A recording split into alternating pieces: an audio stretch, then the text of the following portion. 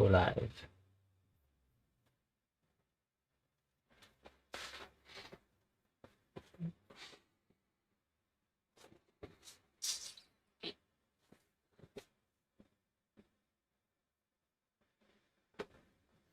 Hello there, welcome to my studio for another watercolour adventure. This is going to be a picture with no sketching. This is just going to be straight on a sheet of paper. We'll talk about materials as we kind of go through. So this video is the video that was for you guys that booked onto the workshop on the 23rd of October. So if you took part in the penguin demo, we can see the picture here actually. So if you took part in this demo on the 23rd of October, then you've been sent the link to view this video. Now I am broadcasting this live from my studio, which means there's always a few things that can go wrong with connections. YouTube Pro, which is the platform that I'm streaming this on, has been acting up all day, so hopefully it's going to be fine.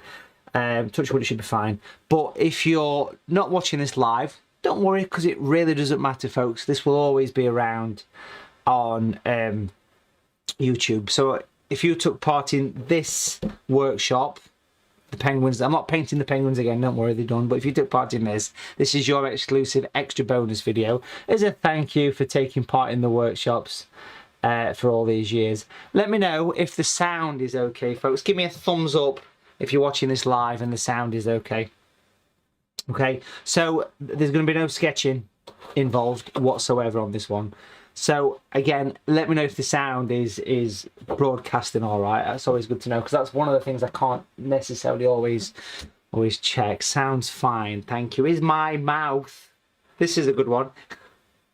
I don't ask my wife this.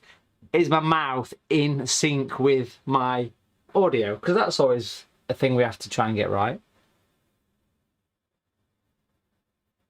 Be good to know. Be good to know. Sounds good. We all right, are we? So, perfect. Thank you, Lynn. It's good to know. But Jackie, yours is out of time. Jeanette, yours is in sync. You see, you say it depends on your connection. I think I'm okay here. I'm all synced up here. So yes, 23rd of October was the workshop when we did the penguins, and this was your bonus video, which is broadcasting live. And this is going to be just for you guys. So keep that email. Keep onto the email. If you've not booked onto this workshop yet, the 8th of October, sorry, the 8th of November. There's literally a handful of spaces left, so it's well worth getting yourself booked into that one if you can get chance at all. That'd be great. You're telling me that the sync's a bit delayed. I can't really do anything about it. Most of you are saying it's okay. Some of you are saying it's a bit off. It doesn't matter, because you're not going to see me. You're going to see my paintbrush. Let's see if we can do any little audio tweak, shall we? Might be able to do something with it. Let me know in a second, folks. You can be my little test people, actually. Now, if you're watching this back at a later stage, let me know if my voice is better now. Is my voice more in sync? 1, 2, 3, 4. Am I more in sync? You're testing the water for me. This is great. If you're watching this back after the live broadcast, just skip past all this nonsense. And then you can get straight to the painting. Is it better now? So it's okay for some of you, it's not for others. Is my voice in sync now, or is it more out of sync? Which one? In or out? Yes or no? Come on, let me know. No, it's gone off sync. Right, this is good to know. Let's try this one.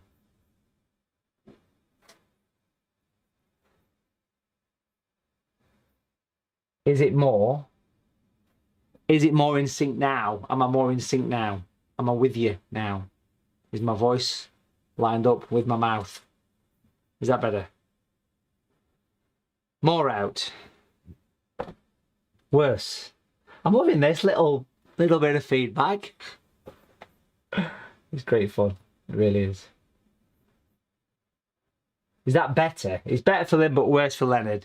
Yes, in sync. That's better. Here we go. Listen, let's just get started. I'm not sure we can get it perfect every time anyway. It depends on your internet connection.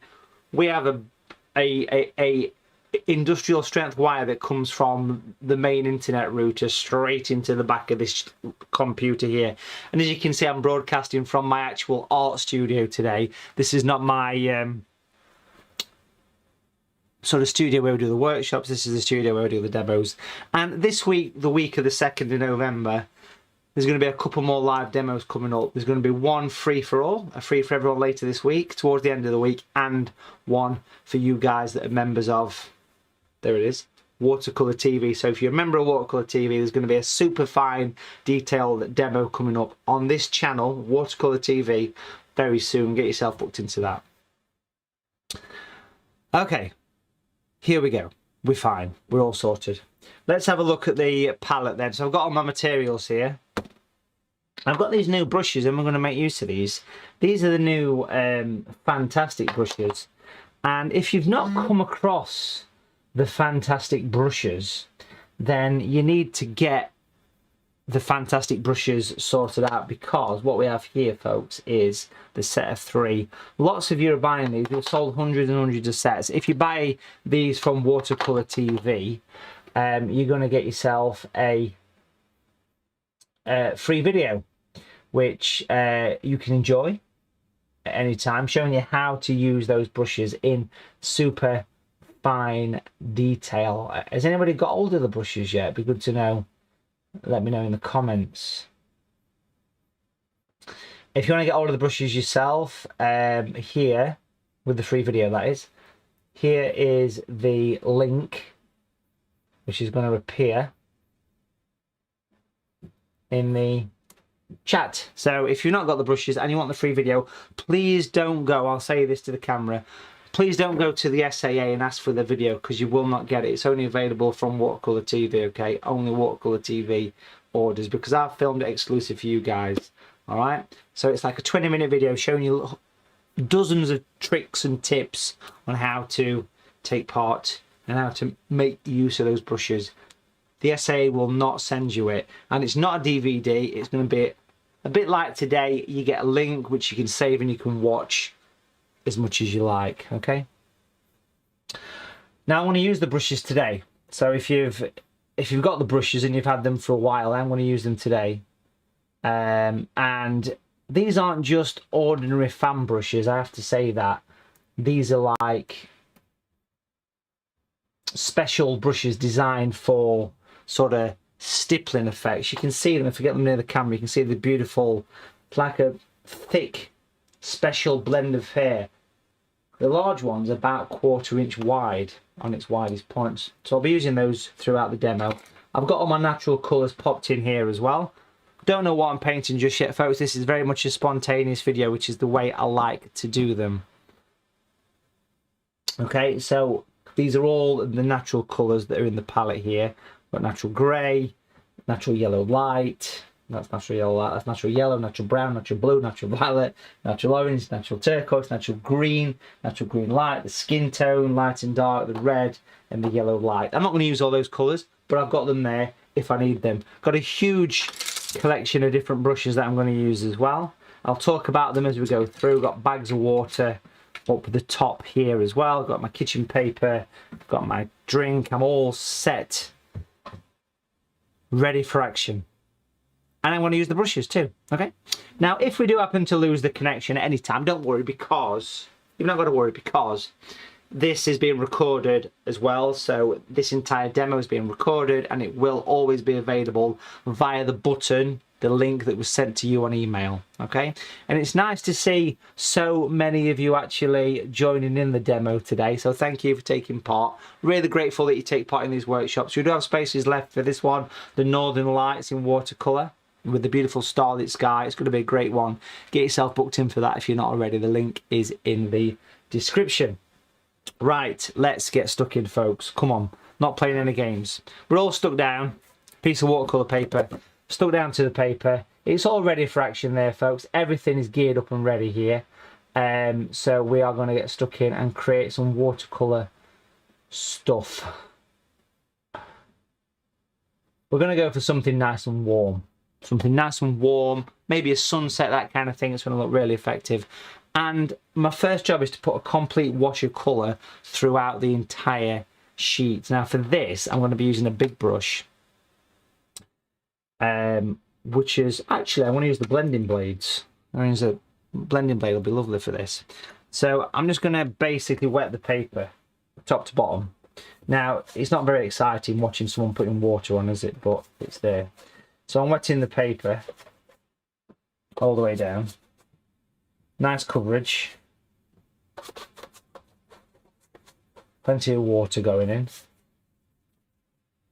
So this is the first of this week's sort of live demos, but just to remind you, this one is just for you that booked into the virtual workshop. Okay, this is not on Watercolour TV, it never will be, or it's not on a permanent YouTube. This is just for people that booked in. So I've got the blending blades, this one being large, bags of water, wetting the entire sheet of paper, okay, top to bottom.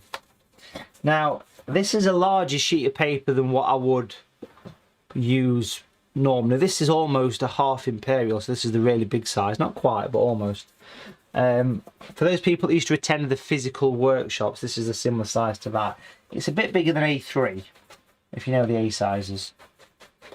So it's got a nice coverage, and we're going to go straight in to the palette, and my first colour is going to be light skin tone. I'm going to take some light skin tone here, put it on the brush, and I'm going to pop, so you can see it's loaded up on the brush, but on one side I'm going to put some violet on, quite strong, so you can see that it stays in the hair. That's how these brushes are designed, to maintain that nice fluidness. That's my lovely squeaky chair, because I want to get some rich colours coming through here. So that violet, straight away. Again, I'll just reload the brush again, bring it in, sweep the colours together. Don't be afraid to let your paint just all mix on the paper. This one's more skin tone here, with just a hint of violet.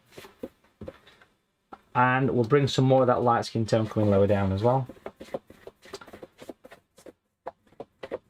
So you can use more than one colour with these brushes. That's the basic idea of them. It allows you to be quite proactive in how you put the paint on.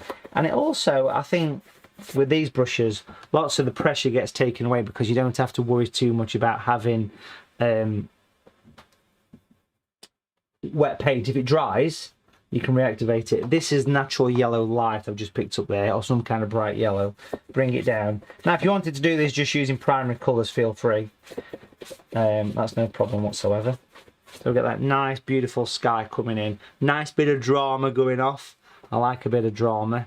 And then at the bottom of the picture, right at the bottom, violet on its own. Nice loaded brush, nice and strong as well, not being afraid with the violet. Bring it in. Now, as you're watching this, you've got no idea what's happening, have you? Bring it through. Sweep it down.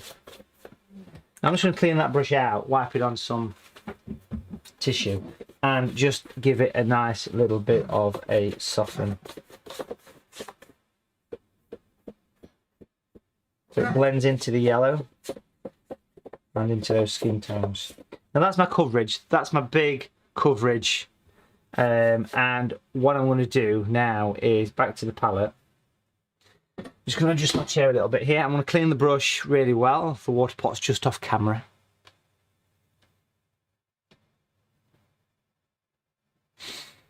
And what I want to do here, very simply, is I want to go in when I get myself sorted. There we go. I want to go in and get some nice colours on the brush. So on one side of this large blending blade, we have a nice thick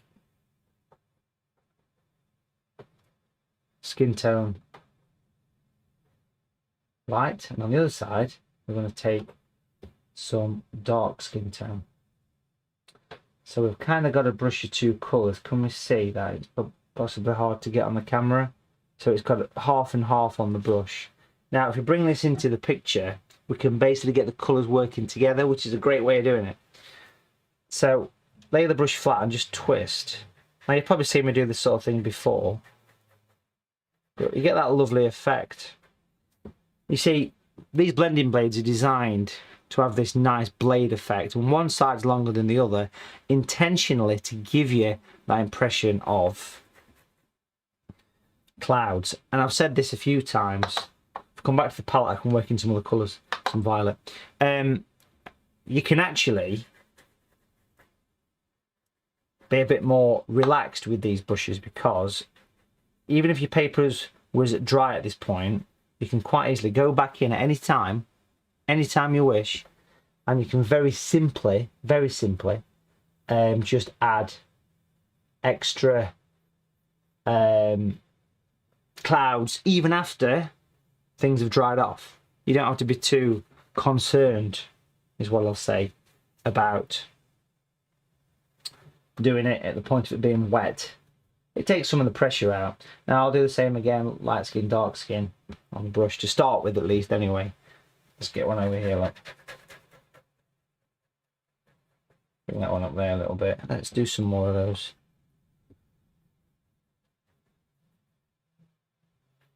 It just makes clouds easy, and it's from kind of studying people at workshops, in-person workshops that I've been doing for, you know, 20 odd years. 20 years, man and boy. And watching how people do clouds and how they struggle with them. So that was the catalyst. I love that word, catalyst. That was the catalyst for creating blending blades in the original state. They was going to be called, I think I've said this before, but they were going to be called sky brushes at one time, and then we renamed them blending blades because you can do so much more with them. The pressure is taken away from your painting. This is just violet, by the way, I'm working in, because if violet mixes with the skin tones, it goes grey. It's just a perfect shape. It's just absolutely spot on for clouds. But it's not just about clouds. Just try and remember that. Look, you can do so much more with these brushes. Little baby ones over here.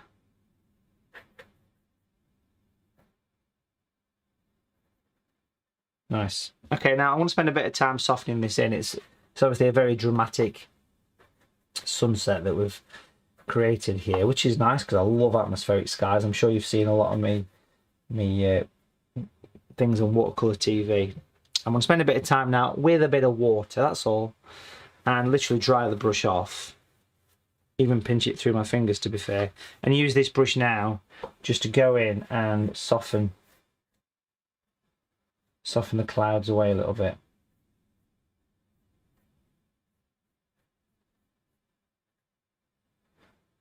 Any hard edges like this, you can just tickle the edge and it reactivates the colour. That's where that little thing comes from, where we say if you've got a problem where it's too dry, don't worry. It honestly takes a lot of the fear out of it. Creating lots of depth in that sky. Nice. And then if we do the same again, but this time I want to pinch it through my fingers off camera and use one of the blades to pop some little lights in, little highlights in the clouds. You can sort of tap it in, and because it's a stiff bristle, can you see it's taking a bit of light out? Now that depends if things are dry or not, but things are dry, and eventually you'll have to recharge your brush. It's quite wet, this piece of paper, to be fair. It's not exactly a dry day, it's a damp day today, so everything's drying a bit slower. That's a true thing, you know, if you're working on a hot day, obviously things dry quicker, we know that. But if you're working on a damp day, you get much more time, because watercolour paper absorbs moisture. It's like the sort of silicon crystals, you know, it sort of soaks up the paint, as it were. And it's true, it does, and it does actually allow you to work a little bit longer. Your paper will go more wavy on a damp day than it will on a dry day.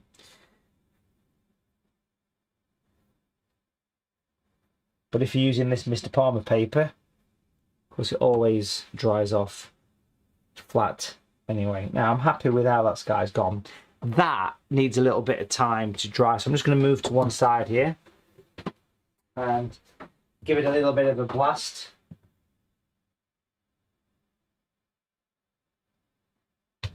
I'll pop it near the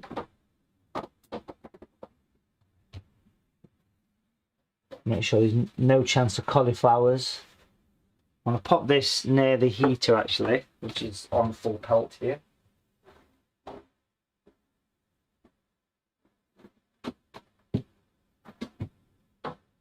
Just give that a few seconds to dry there. Talk amongst yourselves. Tell you what, you can look at some beautiful penguins. Now my squeaky chair. The magic chair with flatulence. The flatulence chair. Right, listen folks, while I've been talking, quite a lot of you have been booking on this workshop, so thanks for that. So if you are interested in a space for this, Northern Lights, remember it's just using your 3 colours. That's all we use on these workshops. And that was the case for the penguins as well, 3 colours, everyone. The one we've just done, which was on the 1st of November, that was a great picture. That was the one with the Rocky Mountains. Lovely to see them on the Facebook page as well. So well done to everybody that took part in Sunday's live workshop. And like I say, later this week, there's quite a few other bits and pieces popping up live broadcasting wise. A live demo on YouTube, free to all, will be taking place possibly Thursday, maybe Friday, and then maybe tomorrow there'll be something else pop up for Watercolour TV members. But you will be informed via email. Okay, so don't you worry. Lots of stuff coming up this week, so it's a good week for us artists. Can't go wrong. Let's see how this is shaping up, shall we? Let's have a look down here. It's literally resting near the radiator, basically. It's looking fairly dry. It's dry enough to carry on. Now, what I want to do next is I want to bring in those new brushes, well, fairly soon. I'm going to paint in a wintry themed sunset. So a warm sort of evening picture here is going to come in. It's almost dry down here, so it's kind of dry enough to work. I can kind of crack on with it a little bit. Sky's wet still, so I shan't touch that, but you can see it's come out very dark, very strong, and quite rich in colour, which is fine. I'm happy to do that. Elaine Smith, yes, no problem. If you've got any questions, by the way, folks, while this is drying off, if you're watching live, take advantage. If you've got any questions, why not? Ask me. Ask me in the chat. If you're on the chat, I'm not on email today. I'm just on the chat. So if you've got any questions, folks, you could always ask me. Andrea Ford says that she often ends up with green in the sky. That's probably because you've got to be careful on which yellows you use. Okay. Natural yellow, which is this sandstone colour here, people often get that mixed up with natural yellow light. The light one will turn things green if you bring blue with it, absolutely. This one won't, because it's got something that stops the green happening. But if you're using a bright yellow in a sky like I've done here, you've got to be careful.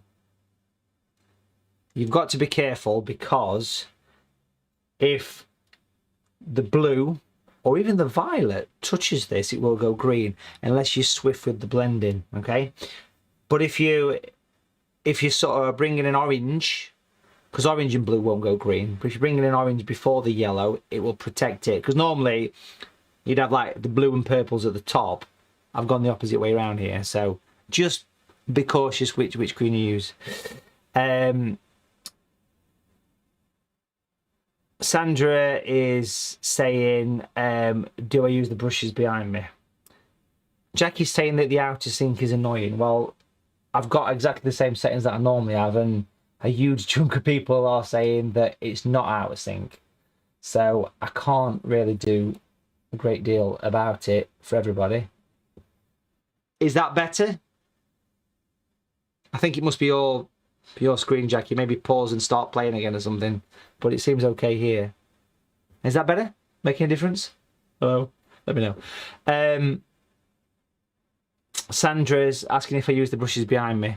Yeah, these are kind of like a collection of older brushes, if I'm honest, you know, and they just look good, so I'll leave them there. But yes, I mean, my main brushes are over here. You can't see them. If I show you the palette cam, if I show you that, that's my kind of standard little brushes, and it's all the brushes that we use, all the tree brushes and, you know, the various things and, you know, all that kind of stuff. But yeah, very much these things behind me, more for decor, you know, for doing this sort of filming and what have you. So, but yeah, over the years they've been used. Over here as well. There's all sorts of random bits hanging around up here. Elaine Smith, yes. So Elaine's saying that in the with this paper, this cotton paper, she's had a problem where she's painted the sky, wasn't happy, washed it off, and it still survives. It's cotton. Remember that, much more robust than a standard watercolour paper. Sounds okay for Leslie. Sounds okay for Lynn. It's not asking for Barbara, so it must be yourself, Jackie. I'm certainly broadcasting okay as far as I'm aware here. You know, probably shouldn't have mentioned it. It's fine. You can adjust the sync. You can go plus or minus half a second, and I've altered it a few times and it's not made much difference, so that's fine. So that is still, it's still wet, it's still damp, but I'm gonna crack on. Any more questions for me? Pop them on. Let's have a look. Most of the questions about being out of sync. Any arty questions that you'd like to ask? Like, how do you mix white? How do you mix tartan paint? Well, with a blending brush, you could probably do it, to be fair, but... Yeah, it's the connection, Andrea. But when I'm painting, nothing's out of sync because the camera that is filming this, which is the main 4K camera, this camera is where the microphone is connected to. So the microphone is perfectly in sync here. Nothing wrong there, Laura, thank you. Jeanette wants to add an item to an order. So if you want to do that, you need to call the office up really to do that. Orders normally get shipped on a Tuesday, so hundreds of orders have gone today, and a Thursday, okay? So if you call on Thursday, call the office on Thursday. Don't call me because I can't do it. Call the office, and either Jenny or Sarah will answer the phone and they can add it to your order, okay?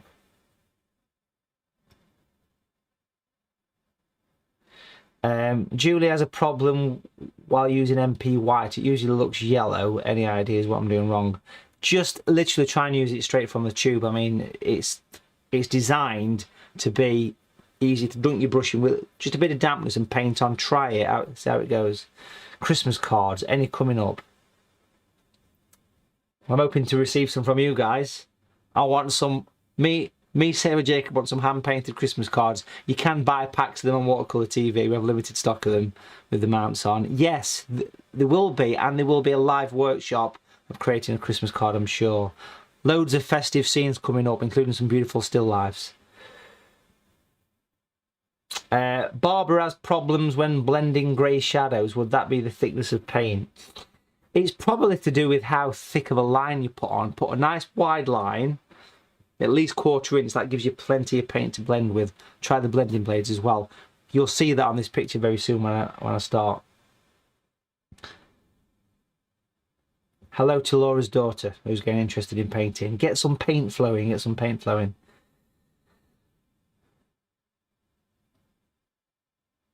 Okay, Jane's having problems with the tree brushes splodging. That's probably because you're using too much water. My tip to you, the tree brushes have been the most established and the most loved brushes of all of them because they've been around since 1999. They go right back. When you use a tree brush, when you use a tree brush, make the paint thick. Just a bit of water, wipe off the excess on the side, squeeze the excess, and basically what you do, right, what you do is give it a tap on tissue and then try it, because thicker paint, less water, that's the secret to splodging. You've got all embarrassed now, have you? Wonderful. All the brushes are designed and used by me, you know, so they are there to make painting a bit easier. I reckon we're about dry enough now, to be fair, that we can start to... I'm just going to pop it next to the heater. It's drying so slow today. I've not got the hair dryer here, so...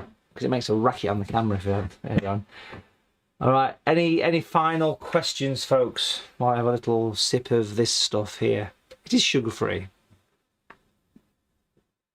Have you got any problems you'd like to ask? Painting problems. Talk to Uncle Matthew, come on. Painting. No personal problems. I think we're all set, aren't we, folks? We're all set. Okay, let's crack on. Let's crack on with this. Now, we're going to start to use some of those brushes now. Those nice, fancy brushes. The fan brushes are going to come in to play. Get the camera in a better position for you. There we go. That's the best question, Pam. Why do my clouds look like sausages? Are you not curling your brush enough? Are you using the normal brushes or using blending blades? The point on the brush is designed for giving it great clouds. Laura's lost a mojo lately. Well, I hope he turns up soon. I really do. How can I get you back into painting? Get on those virtual classes. Sit down, watch these demos. I've had 3 weeks off from live demos because I've been doing TV work and filming, and last week was a holiday. Keep watching the demos. Keep checking out Watercolour TV. Any suggestions from painting from a photo? So when you try and do it yourself, that's when you sort of struggle. Yeah, it's always a thing, you know.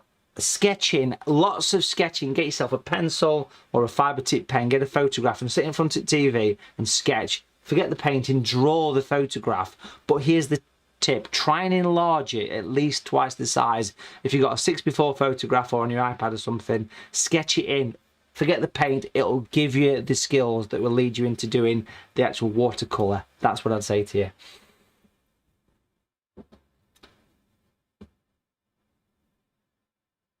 What else have we got? Any suggestions on light sources for dark days? Where's your light coming from? Did you wet it? Light sources for dark days. Okay. There's always natural light. Always natural light. And the shadows that you put on are what works to the picture. What I mean by that is, for example, on the penguins. You look at the penguins, for example. The light's gone. Okay? So these shadows here were added because it works for the picture. It creates separation. Nobody should be bogged down in that, where's your light coming from? Because that's one of those things that just never, it's just not needed. Do what works for your picture, okay? If you've got a building on a dull day or even a night time, you will always have a natural darker side than the other. It's just how it is. It just needs it.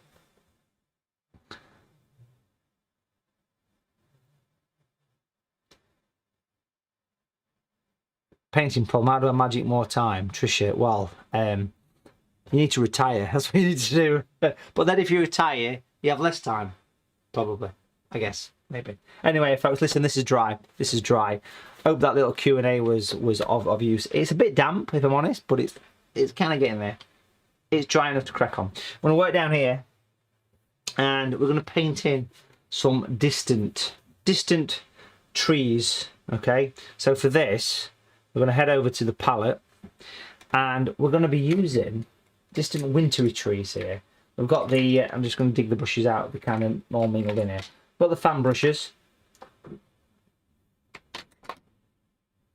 Small, medium, large. I'm going to use the medium one. And we're going to paint some winter trees, so a nice clean brush. Always wipe off that excess. The person that had the problem with the daylight bulbs, I don't use daylight bulbs. I use LED or fluorescent. I think they work just as well. I think daylight bulbs are okay. I've never found a use for them. Industrial buildings. Yeah, that's something we could do. I mean, I've painted industry quite a lot over the years, but never demos so much. Okay, so Jeff wants to know how to mix grey. Well, natural grey is made from primary colours: red, yellow, blue. Put a big chunk of blue in, tiny bit of red and a bit of yellow, and that will give you a dark. Never, Terry, use strong black. Okay, it's way too dark. All right, that's what I'll say to you. Okay, so a little bit of water here, and I'll mix a bit of a brown. So I'm actually going to be using dark skin. Mix it in the brush. And then we're going to take some grey and pop that on the other side of the brush, because I've got some grey and some dark skin on there. I'm going to use this as a starting point for these distant trees. But what I want to do first is grab some masking tape, long enough. It's a little bit damp, to be fair.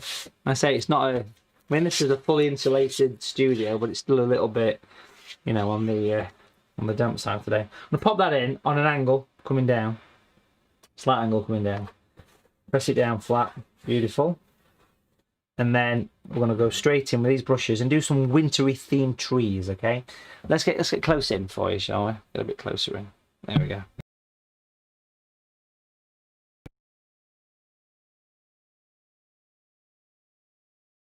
There we go. Weirdly, we just lost connection then. Don't you just love live broadcast?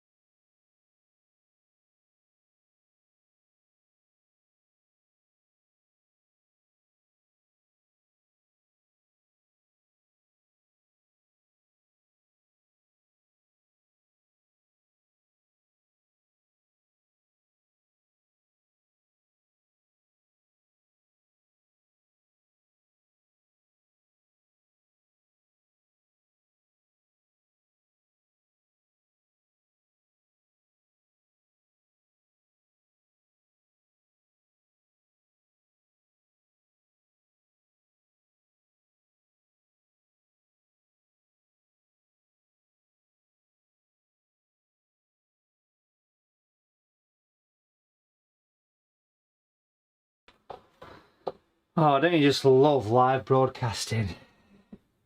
Do you know what happened there? A plug literally, I think it might be a spook. A plug just popped out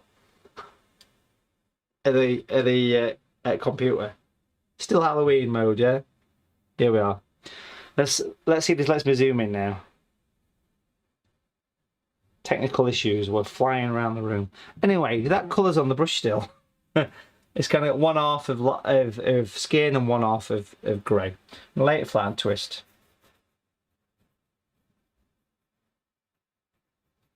Now, at the minute, it's painting in mass. I'll bring it across.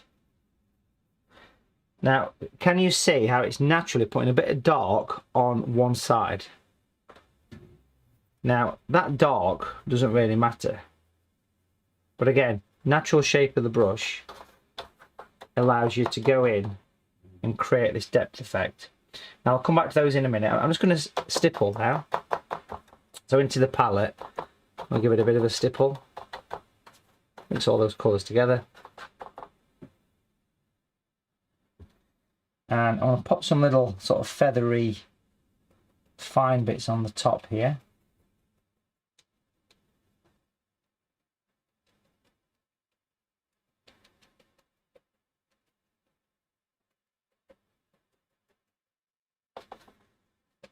some sort of stippling. And then we'll clean that brush really well in the water, almost dry it off. And then we'll continue to sort of fade it away. Because it's a soft natural hair brush, you can fade it out. And also I want to soften the edge, so it looks more wintry. So let's see if I can get close in again. I don't know why it went off before, folks. I'm just a random cable just flew out of the thing. It's all good fun, I tell you.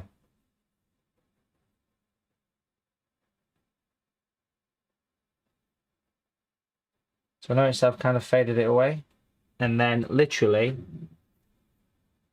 back to the palette. We're going to use the grey on its own, quite dark, just to pull the medium brush. It's quite a wide fan brush. It's got width to it. I'll put dark along the foreground and even up the side a little bit. Maybe if you want to get a bit of extra shadow, but it needs to be quite dark. That's the thing here.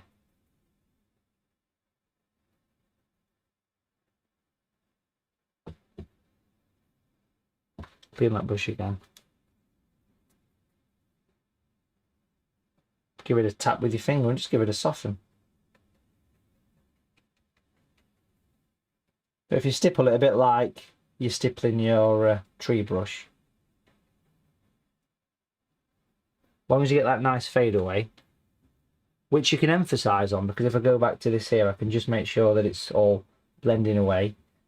Also, I'm just going to continue to tap that edge a little bit more, because I really want it to look as though it's all feathery and soft. So I'm literally sort of tapping the edge to help the sort of wintry atmosphere of the scene. So it's blending the paint away. That's kind of your secret there, all right?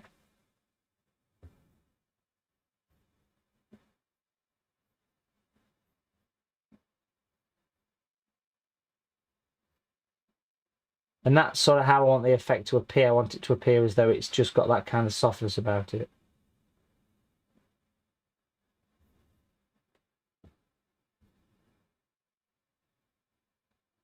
The stream's working okay now, yeah, folks? It was just a camera just disconnected, nothing more than that. There we go. So that's giving me this. Now, at the back of me, hanging around, you want to see if I use some of this stuff here. I've got a squeaky chair. I'm going to use this.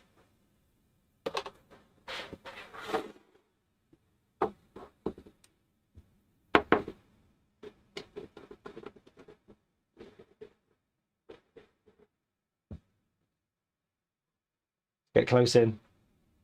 Nice and close there.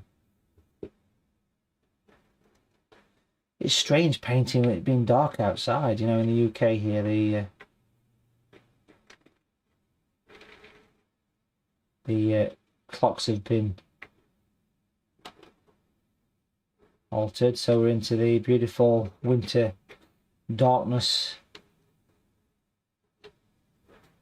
Just in time for a national lockdown as well.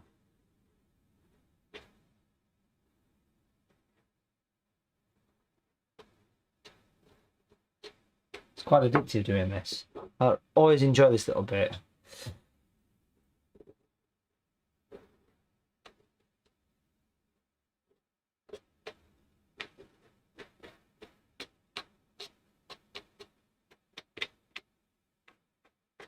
Just a few little random flicks, and it just makes it look like a distant forest, as it were. I love this softness on the top, so you've got those sort of instant trees appear.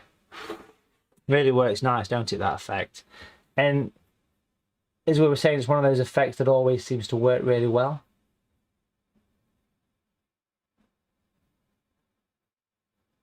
Well worth the trouble in putting those on. Super. Now, on this side of the picture, if we zoom back out, on the opposite side of the picture, we're going to leave that alone. We'll take the tape off nice and steady. Hopefully we've got a relatively clean edge. We've got a bit of seepage, but that's okay. So that's given me this sort of wintry sort of landscape, as it were, which is nice. And then I'm just going to work in some shadows and put some beautiful detail in. And we're going to work in some detail. Okay, now what I want to do first is use just a normal size 6 brush, just an everyday brush, a 6.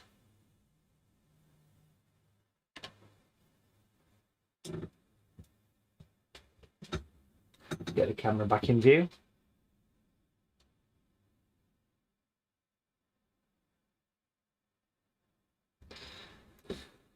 I'm going to take a nice rich grey. Again, close in here.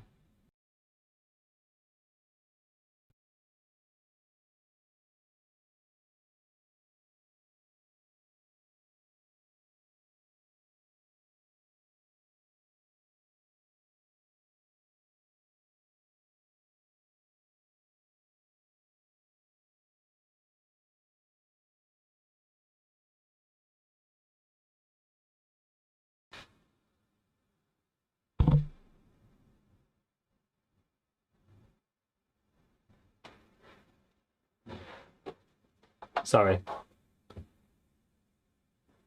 Went off again. I'm working some grey along this bottom edge.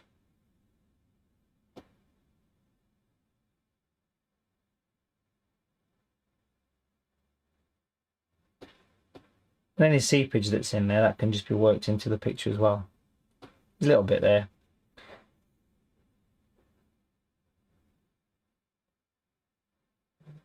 It's having that nice fan shape, it really gives that nice kind of shape to the top there.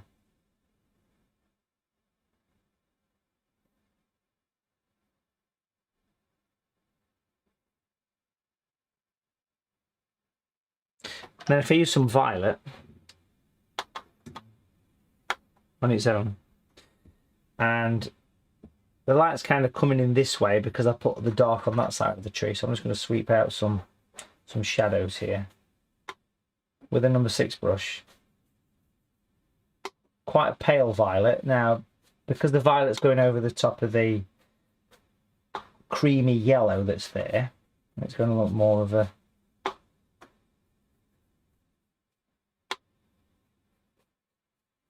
grey. Notice the slight angle that we create into this. As soon as you bring shadows in, it kind of all makes sense. Hopefully. Clean brush, couple of taps. Someone could just tell Vivian to press play or refresh your browser, but we're certainly here. We're not gone anywhere.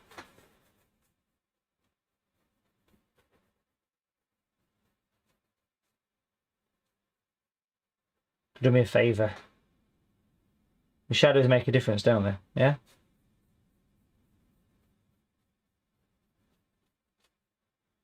And if I just bring in a crafty bit of grey right at the top, you can just make the shadow that little bit darker, just a touch darker, just on that little that top section, because that's where it's going to give you that nice effect.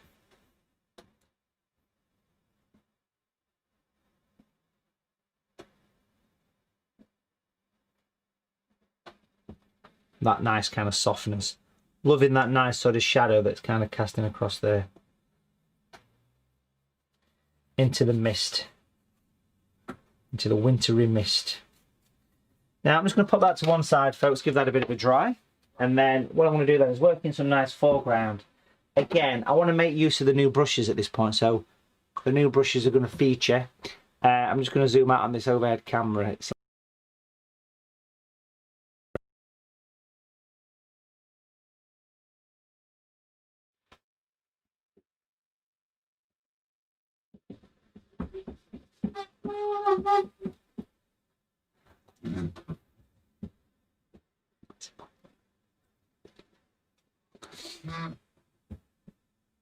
gone off again.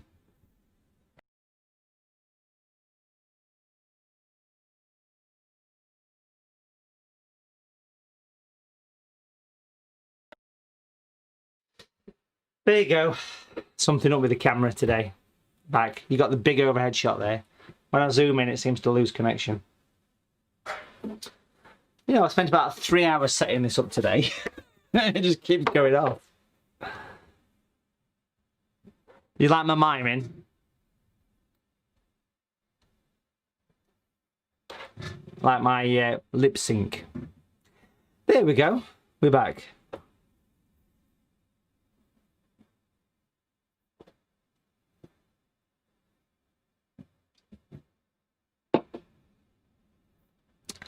Lovely technical issues.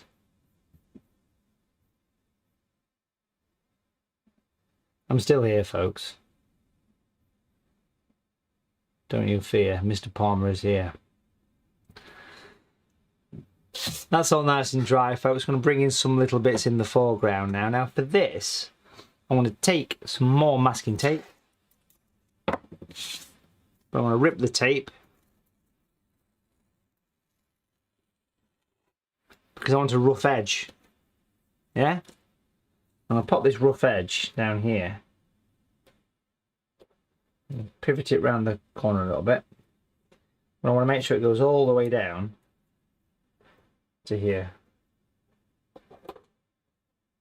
So I've got a rough edge in that foreground. Now over here we're going to add some nice detail, okay?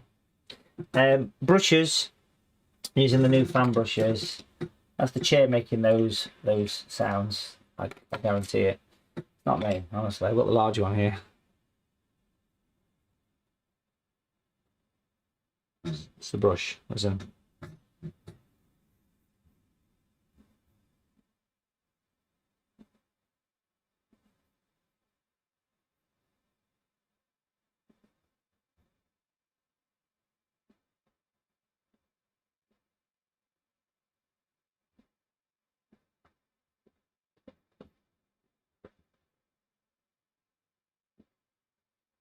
Right. So I want to use grey and dark skin together. Give it a stipple. Oh, there you go. That was a good one. That was a beauty. Now I'm just going to risk zooming the camera in.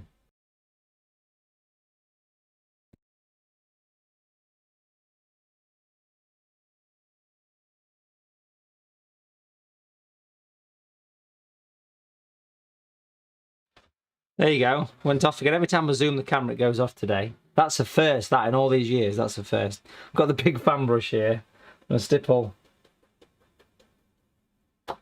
Do some stipples.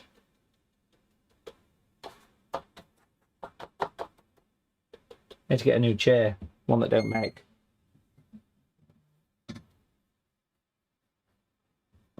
And I'm just having a bad day. In fact, I'm having a bad week, to be fair. I'm going to pop in some little grasses.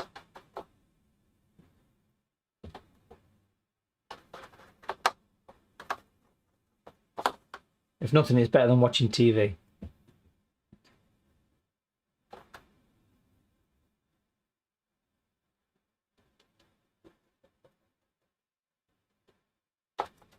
And if we really dry the brush off, we can lightly drop in some downward strokes. Now you'll see where these strokes are coming from. Now it's these fine lines that makes beautiful animal hair.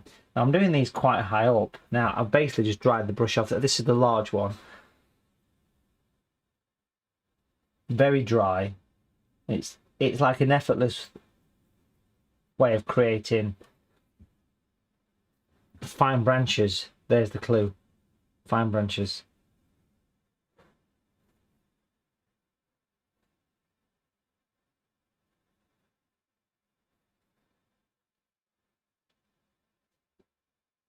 There we go. And then just a few random stipples around that area.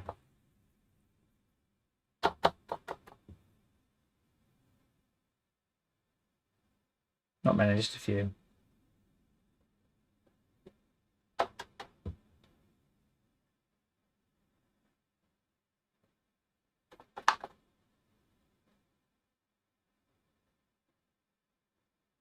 So notice I've changed the direction of the brush at this point.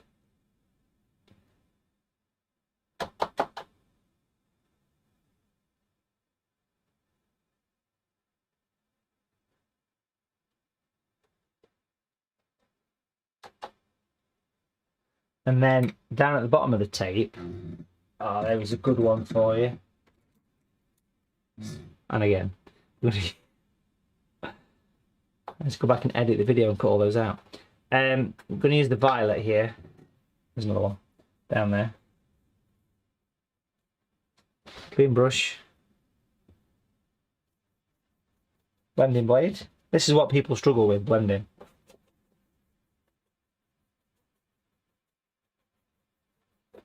Even those shadows at the back, if you weren't happy with a particular part of them, you can just go back and reactivate the colour and smooth the blending. That's the reason why we have these blending brushes. For that exact reason. Got the small fan brush around somewhere.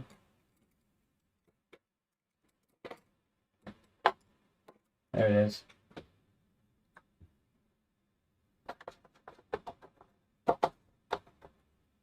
Just to get a little bit more fineness to this tree here. And a few more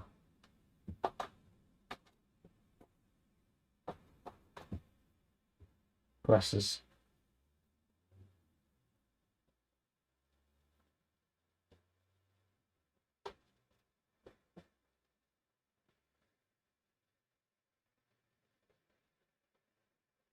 You'll see where we're going with this floating hedgehog that we currently have. It'll grow on you. Because what I want to do here is take the number 6 brush and get that nice dark colour again, which will be the grey and the dark skin. There it is. I'm going to bring in somebody to donate me a bottle of WD-40 for me from the chair. I'll bring in some branches.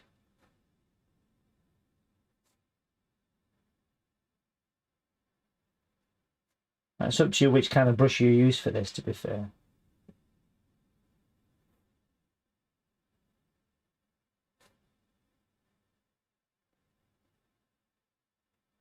It's quite nice using a fine brush, but if you've not got a brush that's as fine as this,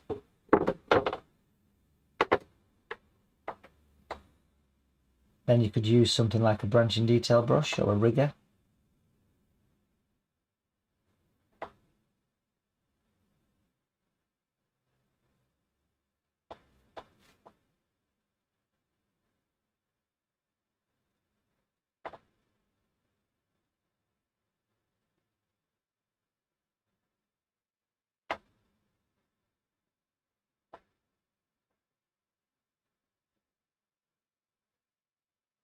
And literally just keep adding these nice branches.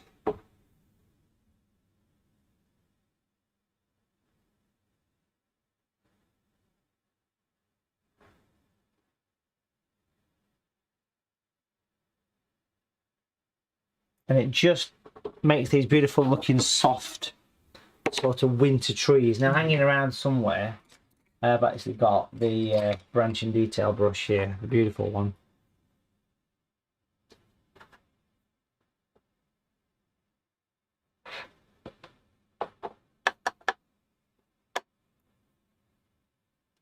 This is the small one, just to get a few branches that are slightly going above, so you get a few individuals.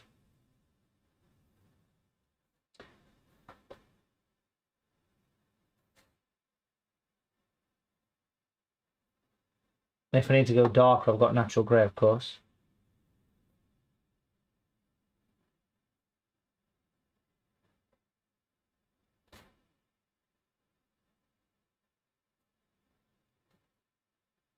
A few individual grasses. Right on this edge.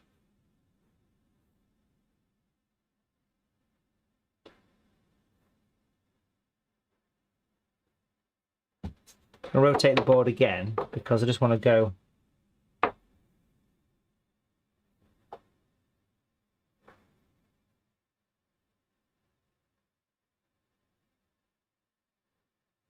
really fine down here. And just to make sure I'm happy that that tree's got nice coverage.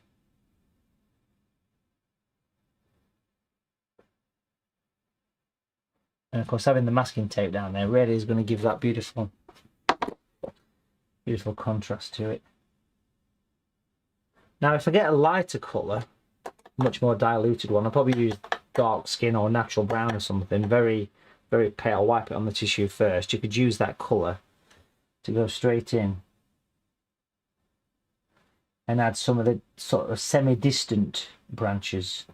So just a few random ones that you paint in just randomly around with a more diluted version of a colour, whether it be browns or greys or something like that. And it, for me, it just creates a little bit of depth to them.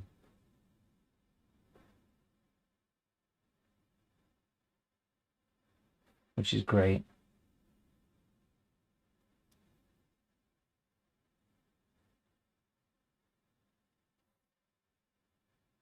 Can't go wrong, really. Put a few grasses around.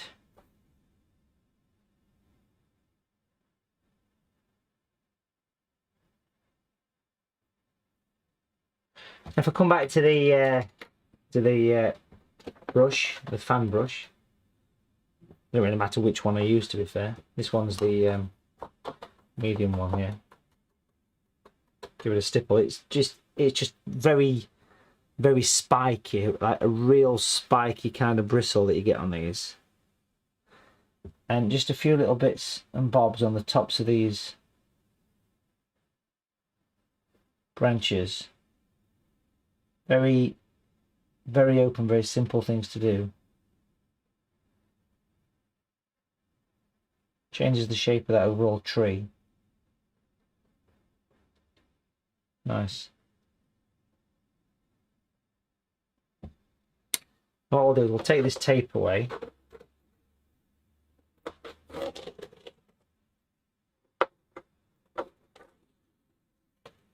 Got that nice kind of rough edge, and it's created a bit of a hillside which we'll work on, and we'll tweak. My first little tweak is going back to the blending blades here. The grey and the violet together. Just want to make sure that it's really quite dark here.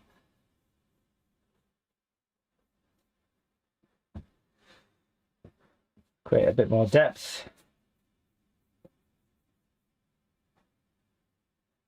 And even just while that's on the brush, I'm going to make these shadows a bit darker actually from these trees.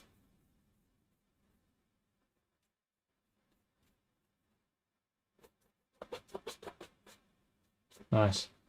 And if you're feeling a bit brave, which I'm sure you are, use some violet. You pop in the shadow from here of this tree. You can decide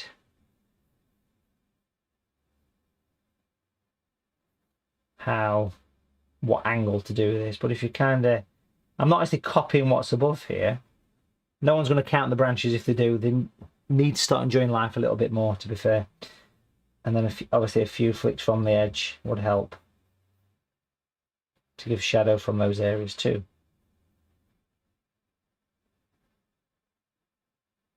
But it's quite effective when you start to pull things like little shadows in. It really starts to make a difference. And bring in a few extra dots and spots on the tree just to represent a few extra little bits of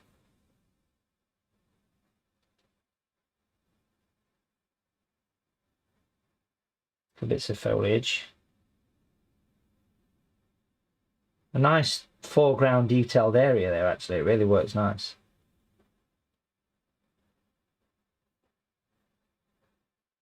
Lovely.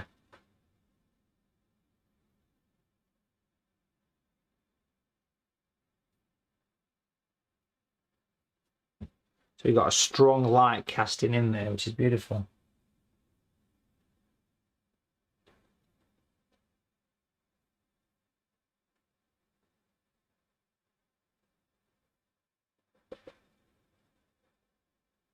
Smashing. Again, if you need to, you could always pick up your blending blades, and if you've got any problems that you don't like, you can sort of wash them in a bit. And if it's a grey, smooth them out. Looking nice, looking good. Got depth, we've got foreground. We've got a squeaky chair. Creating a nice relatively sort of simple scene, I guess, really. I want to have a little look at this tree, okay? I want to bring some white in. I'm not going to zoom in because if I do, it'll probably go off again. There's obviously a fault with the camera today. The zoom control keeps turning the power off. Who knew, eh?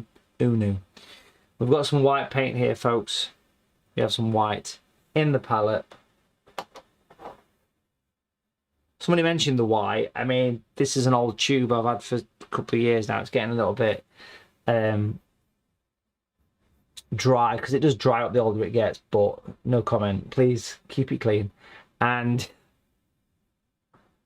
sorry.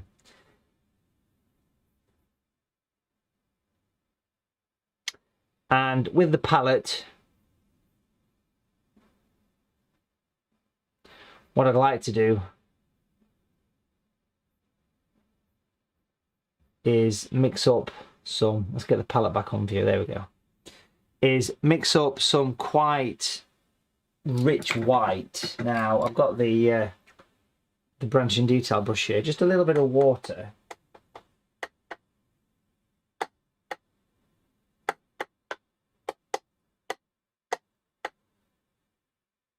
Mix in with the white. There we go. Back to the picky. I want to add some snow to this. Now, I'm not going to zoom in because all will happen is the camera will go off. What I will do actually, I think, is I'll move the camera, the palette cam. No, you can't really see that, can you? Apologies.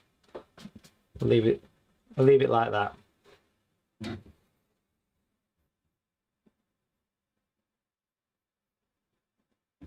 We shan't touch the palette cam.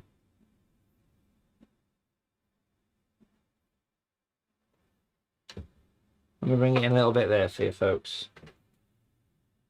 Not whether that'll make any difference. Probably not.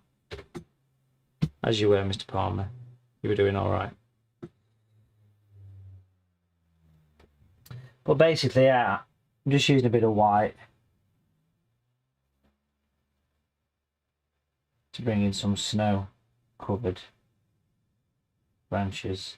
I'll show you this close up in a minute or two.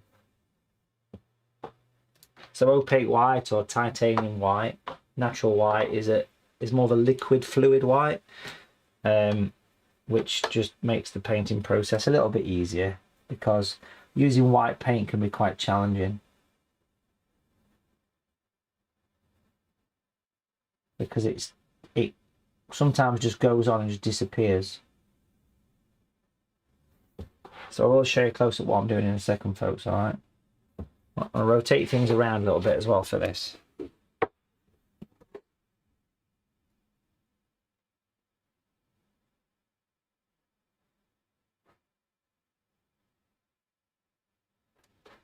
But as many wintry branches as I feel, to be honest.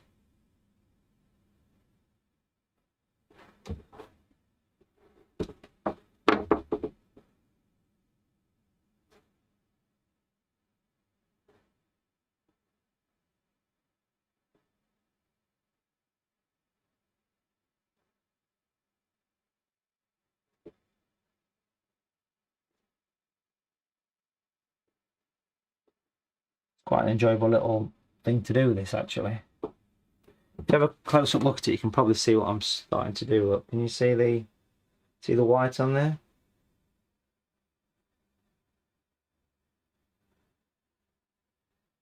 Even at the bottom of the tree, you see. So any sort of white branch would really work nice. And just do not be afraid to put them on. Even some little white grasses on that edge. Again, I'll show you these close up in a second, folks.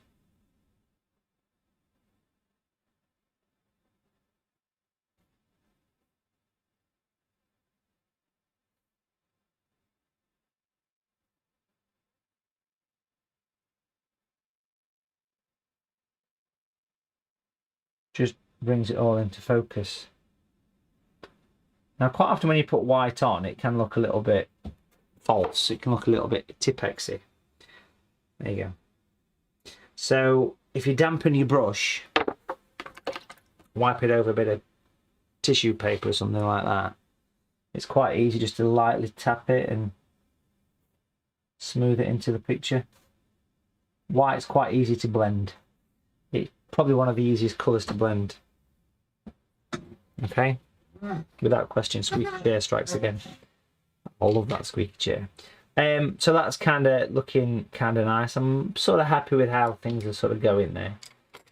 I just feel I want to pop in a few little spots on these background trees here. I'm just basically just taking a dark colour and just spotting.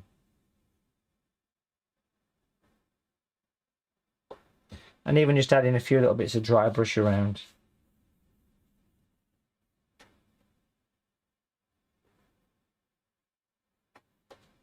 Like a wintry vista, isn't it, this one? Of course, at that distance, you wouldn't really see much in the way of snow on them. Now, if you've got the small blending blade, once things are dry down here, using your violet and your grey together, you could bring in a few little streaks to represent a bit of a path coming in.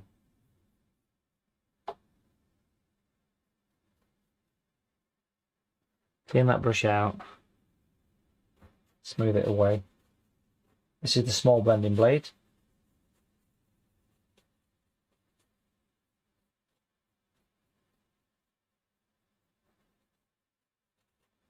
Again, even if that had dried off, you could revisit it at any time and reapply it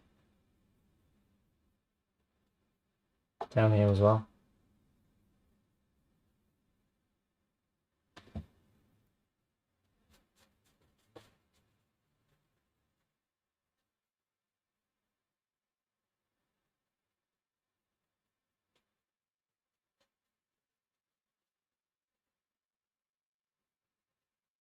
There we go. I want to make sure I've got a few extra shadows coming in along that edge. Now I'll put some detail on that footpath in a minute. Once it's had a bit of time to dry, that is. Nice. I'm going to risk zooming in, folks. If it goes off, don't worry, I'll get it back on again.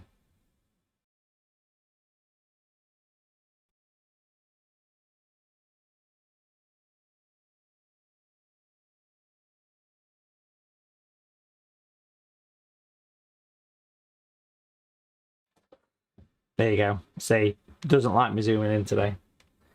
It's a weird one, a very strange one. Right, in the palette, we've got a very strong grey coming through. I'm going to mix it actually with some natural brown this time, so making the colour even darker. You can decide how strong or how light or how brown you want this.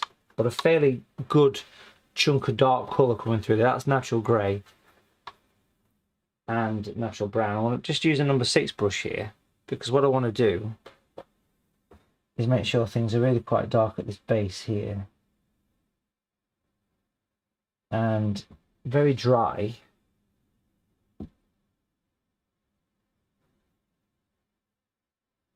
Going to add some darkness to the edge of this footpath. And you can decide whether it's a river or a path. I think a footpath would be quite effective.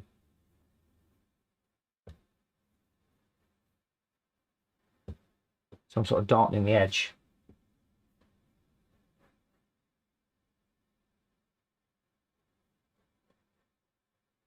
Now, this entire picture's just been painted from scratch. I had no idea what we were going to do until I sat down. I've spent the past, that's about the past 3.5 hours, 4 hours setting this thing up. And it's good fun, to say the least. Live streaming is great, but there's a lot of tech involved. And if you've ever done one of the virtual workshops, we've been so fortunate not to have any hiccups as such. Well, of course you've done a live workshop. Well, why wouldn't you be watching this, would you?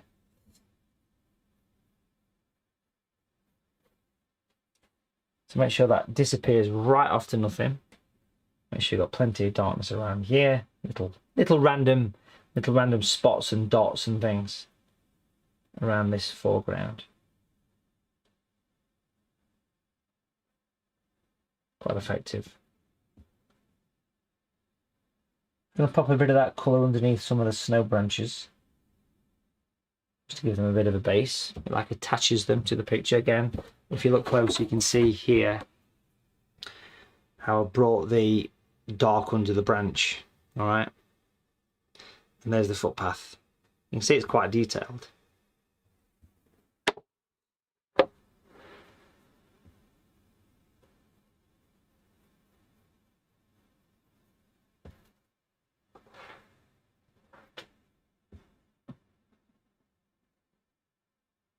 Put some famous Mr. Palmer fence posts on here. It needs some, don't it?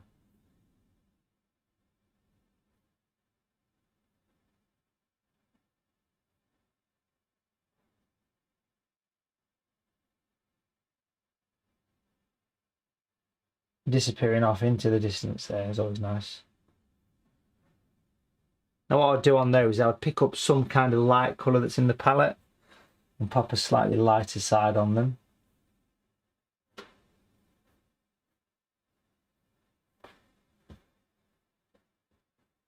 Of course, complement them with a shadow.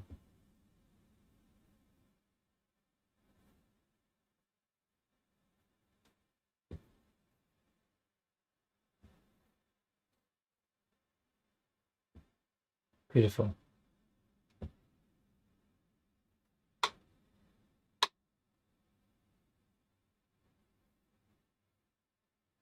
Just an old sort of rustic sort of foreground, old fence. And if you've got your branching detail brush, of course, if it's around somewhere, make sure you get the white off it, of course.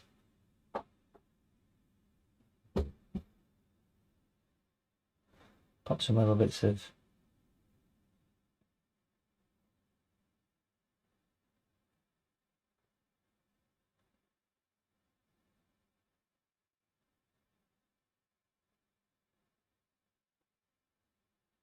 little old rustic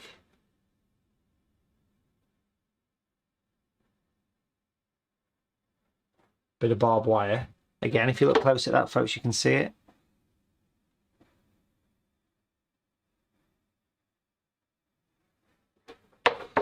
These are the favourite bits, aren't they, when you start to pull all this nice detail in. I'm going to pop some detail down here in this area. Not a huge amount, to be fair, but again, a similar thing to what I've just done: fence post, gate post, that kind of thing. For me, it just adds a bit of interest. And again, I'll show you this close up. I don't want to do anything with the camera at this point because it'll just go off on me.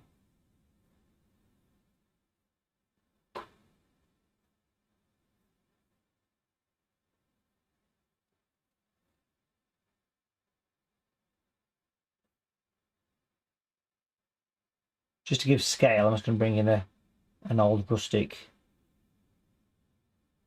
gate. There you go. So that's just giving some, if you look close now, you can see it helps to create the depth, don't it? Is that working? I'm also going to bring in a few darker branches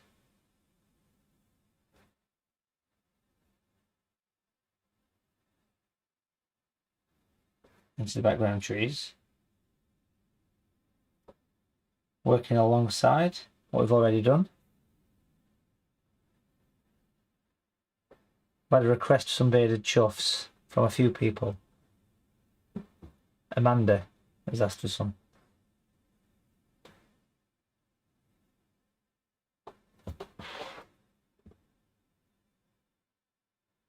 There we go.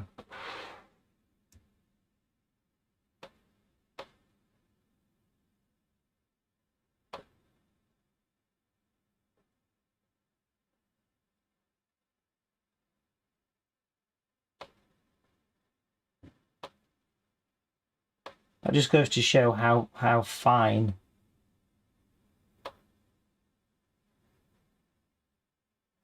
these branch brushes go to. But if you have a look at those trees now, can you see how fine those branches are? Every little helps, definitely.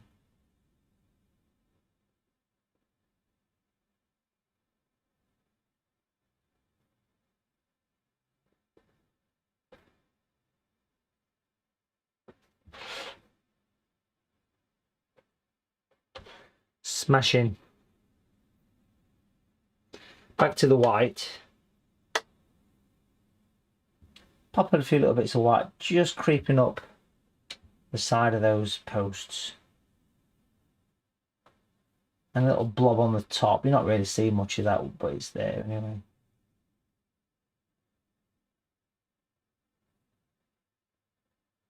Even a little bit on the tops of the wires.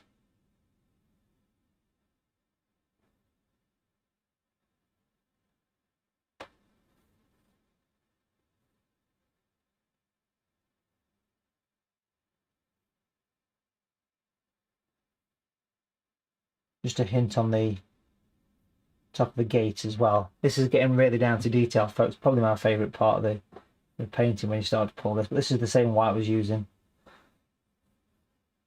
I'm just going to use the white that's on the brush to pop in a few horizontal lines across this either footpath or track or river, whatever it is. Because if I bring some white into it, it'll make it look a bit frosty, you see.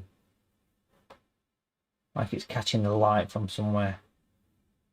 From that sort of yellow sky.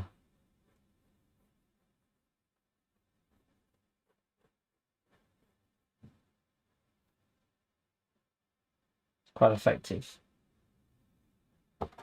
But whenever you put white on, just especially on like the gate post, just use a bit of water just to soften it in so it kind of blends in.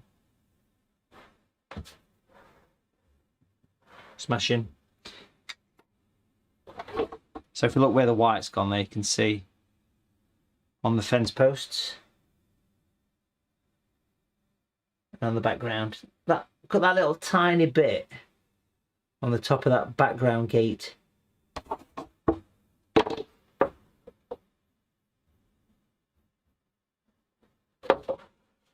Smashing. Nice and atmospheric scene there, folks. Just feel like I want to get a bit of colour into this tree. So what I'm going to do is I'm going to grab a large fan brush, fantastic, bit of water, and I'm going to use a light and dark skin mixed together.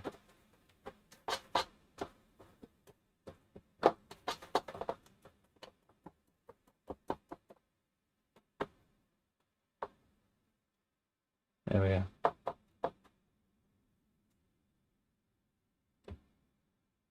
I'll put a few final leaf on the tree. Just a little hint of colour. Just a touch.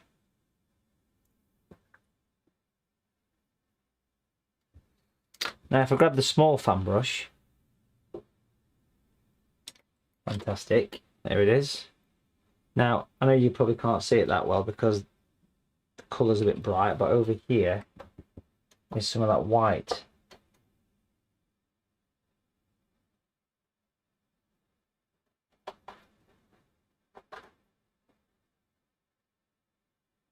I've popped that on the brush.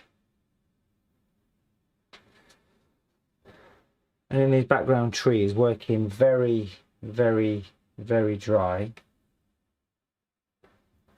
And it's a shame I can't zoom in on this, but I will show you close up. I'm just going to put that little bit of snow-covered branches. This is the bit I've been waiting for, folks. Putting this nice bit of light on. Can you see the soft effect it gives you?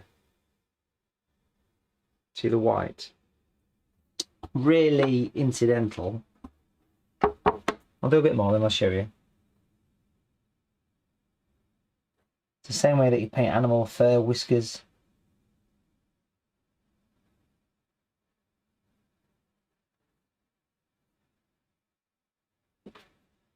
I don't want a huge amount of this, just little bits and very light pressure. Gives a more of a wintry feel.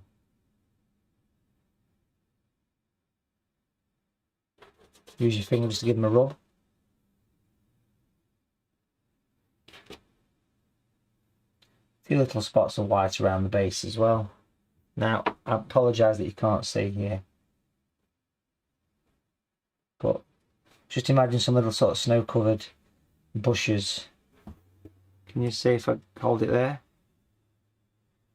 Can you see those extremely fine, almost like hairline brush strokes that's created with that brush? Imagine the hundreds of little tiny branches, and then these little dots that go across. I'll try and do that while I'm holding it up in the air. It's a bit awkward, but if I just give it a bit of a tap, you can see it just puts that little bit of a, like, distant snow-covered branches. It's a lovely effect. Snow-covered bushes done over there as well. And then over here, we can do a similar thing around here as well. Little snow-covered bits of winter foliage that's just kind of hanging around in the foreground of the picture. And of course, if you want to do any snow-covered leaves, you can just tap your brush over the top. You can see that gives a little bit of detail in the tree. And all these little tiny dots that you see in here were created with that small fan brush. But I love it in context in those distant trees. Gorgeous fine hairs.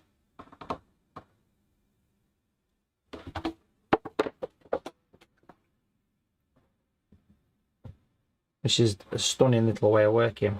Now, this picture's taking shape, folks, a little bit more than I want to call it a day. What I want to do is just add something in the foreground here. It needs something. Got loads of dark in the palette here. Absolutely tons of the stuff. So I'm just going to take some of this dark colour. Branching detail brush.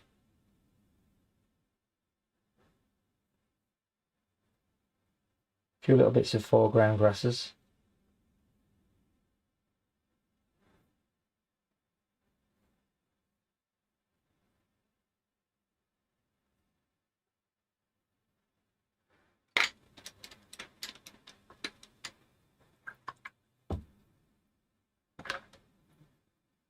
And then I'll use the small fan brush. You can see how spiky that is if I hold it there, look. Just naturally goes spiky, but it's got width to it as well. I'm just using that to tap in a little bit of detail on the tops of those grasses. And then with the violet on the brush, which I will get very soon, grey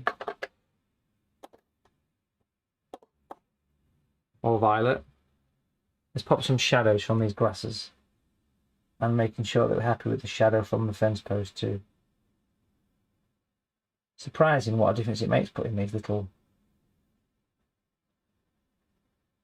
shadows from these blades of grass. It's a thing that you'd think that is not essential, but for me it just adds a bit extra.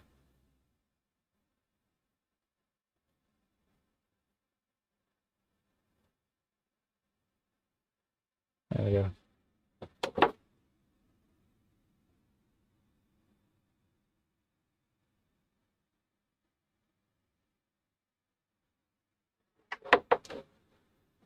Now I'm just going to attempt to zoom back to see the whole picture. Now there's a chance it might go off, but I'll bring it back if it does. It's up here, the zoom control.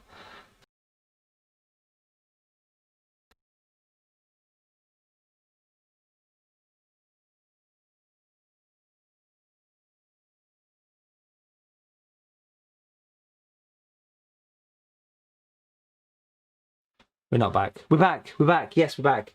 Crazy camera. This is the same camera I've been using for a few years, and it's obviously decided to play up today. Here we go. Let's remove the masking tape to get a crisp image. That was an action-packed workshop there, folks. Not just in the painting either. The decision to do it live was always a good choice. There we go. We have a finished winter landscape loving the sky. The sky makes it for me. The warm yellow, which comes into the into the snow, of course, works really well. And that nice bit of foreground interest. So I hope you enjoyed that demo, albeit a few hiccups, but it was a free bonus for you folks. Free bonus. Great fun using the camera today. Here is the workshop that's taking place on the 8th of November 2020. If you're watching this after, forget it. Check out Watercolour TV for all of the up and coming workshops, live workshops. You just want 3 colours, there's 3 brushes. We have a few spaces left. Loads of you have been booking while watching this. Thank you for that. Looking forward to that. Over the next few days, Wednesday, Thursday, Friday, that's the 4th, 5th, 6th, you're going to see me doing a few live bits and bobs popping up. So thank you for watching. I hope you enjoyed that extra bonus lesson. We had some fun, didn't we? It wasn't just the painting today. There was a bit of fun going off in there. See you soon. Keep well and keep safe in this